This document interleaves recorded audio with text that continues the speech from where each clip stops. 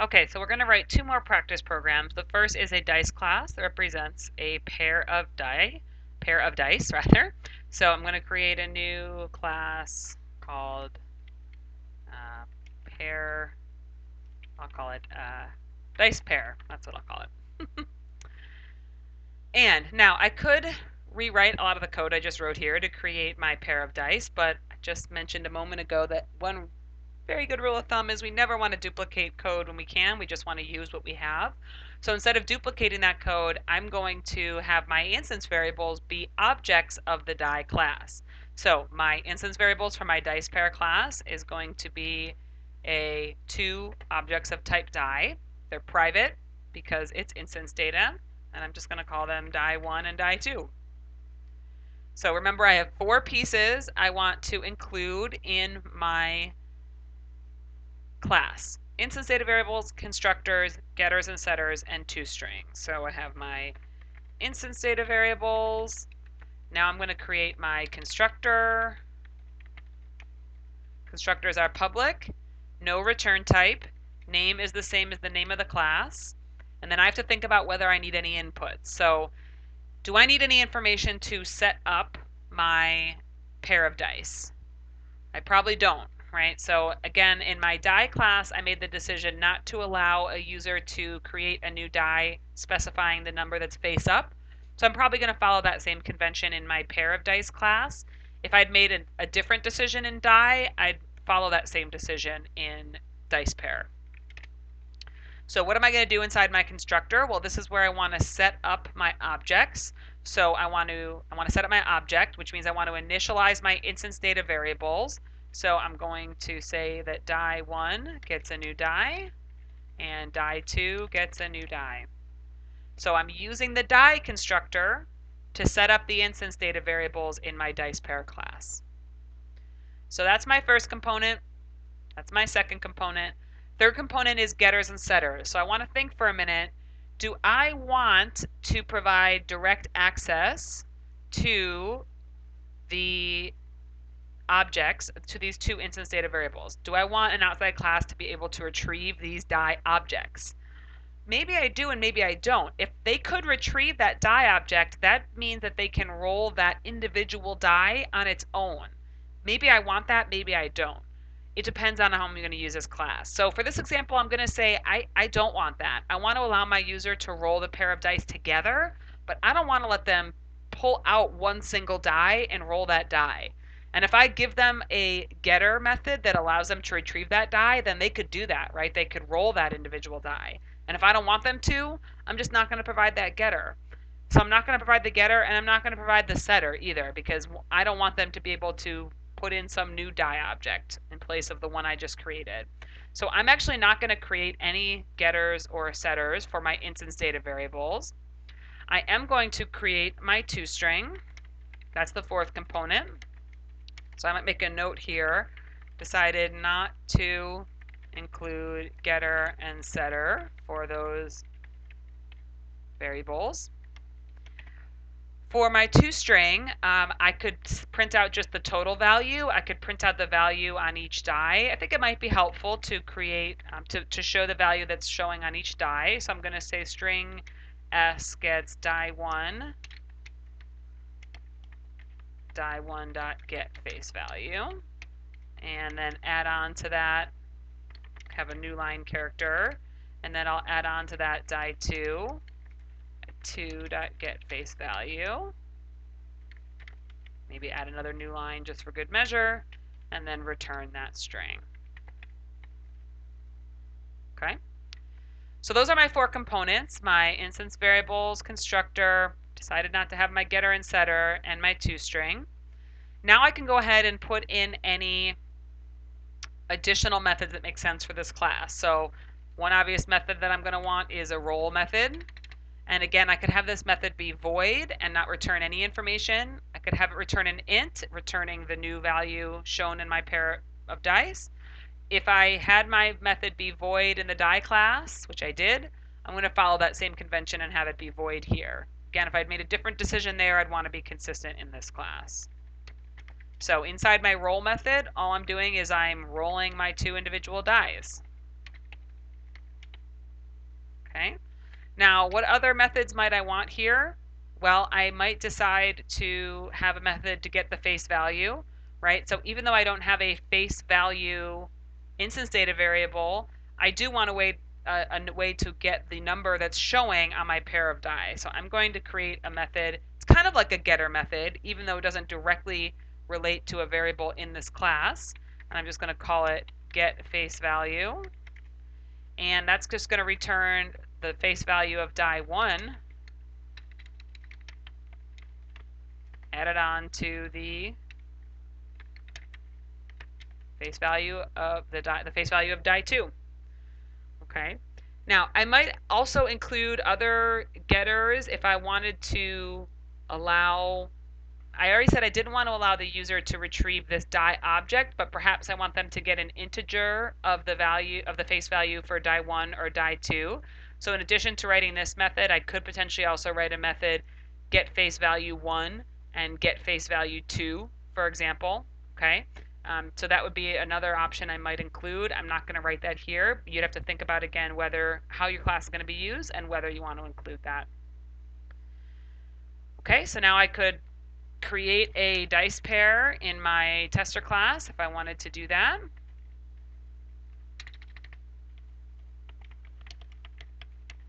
And I could roll that, print it out, etc. Okay, so that is the next example of creating a class. Okay. Okay, so our last example here is to create a class to support a basic audio store. So let's say we have a store, kind of like a very bare bones iTunes type store, and it's going to sell music files and it's going to sell audiobook files. Okay, so all of those items are going to be described in a very simple way. They're just going to have a title, they're going to have a price, and they're going to have a duration. Okay, so this is what we want to describe our audio items as. Okay, so I'm going to create a class called audio item. And I'm going to have those 4 pieces of those 4 components. So the first is the instance data variables, and I've been told here in my problem description what that should be: title, price, and duration. So they're going to be private. Title will be a string. I'm going to make price a double in case it's a cents included with it. And I'm going to make duration an int, and I'm going to represent that as number of seconds. Now, there might be different ways. You might choose to represent duration differently. So different people approaching this problem might approach it in a different way.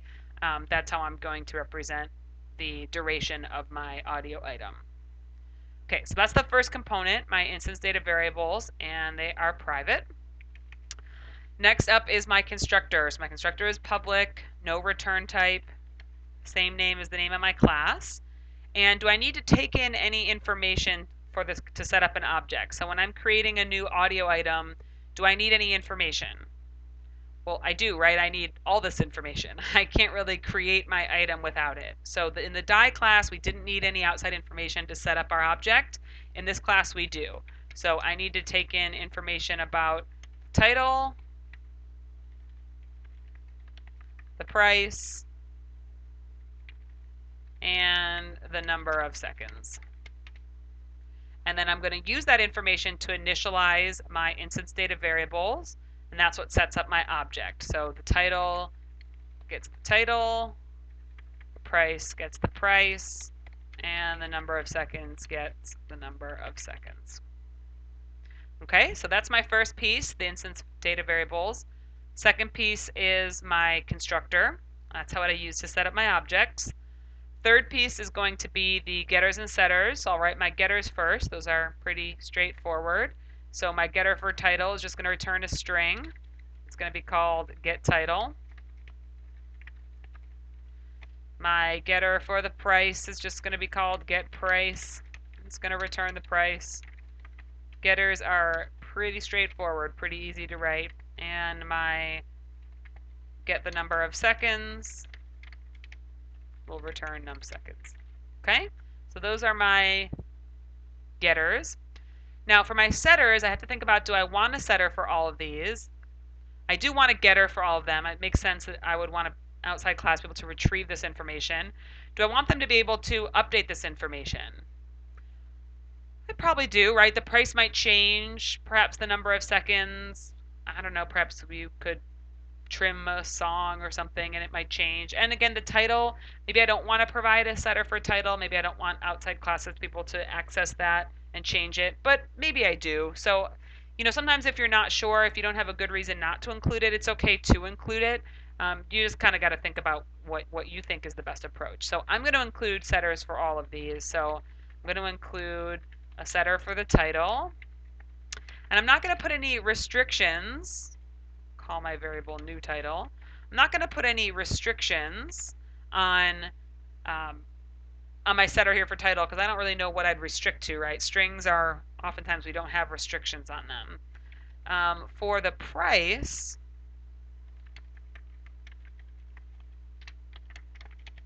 I think I will put a restriction on this one. I'm going to say that you have to give me a price that is at least 0, right? Maybe you're giving away your audio item for free, but I'm not going to allow you to have a negative number there.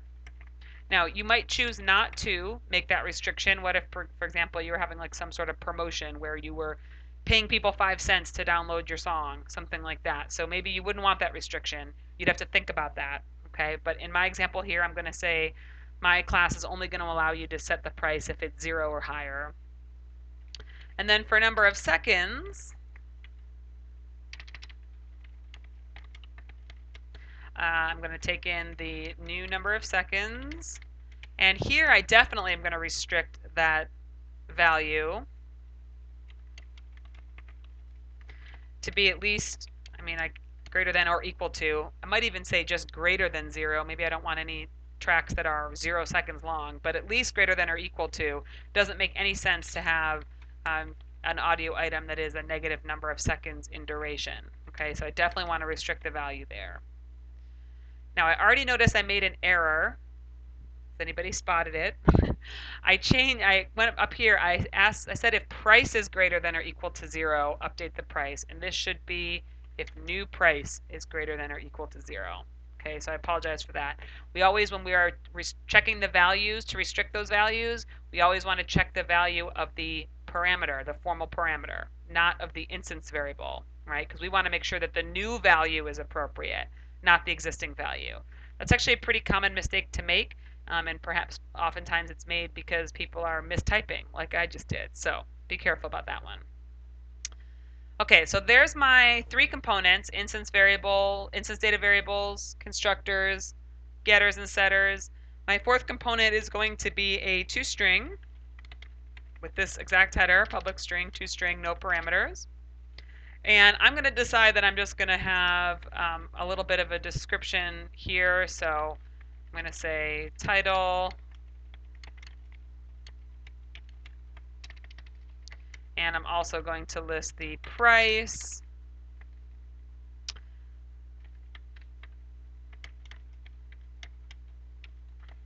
and the number of seconds. I'm just going to list out all the information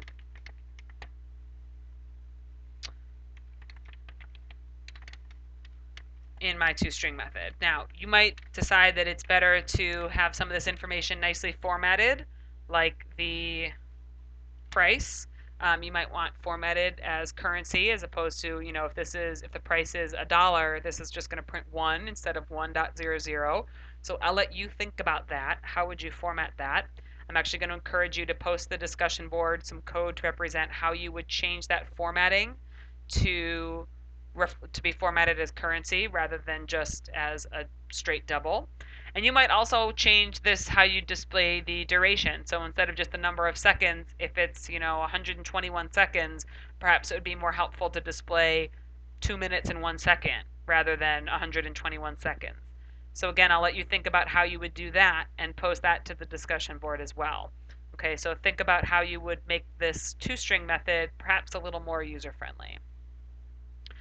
So, but there you go for now. Those are my 4 basic components of my class.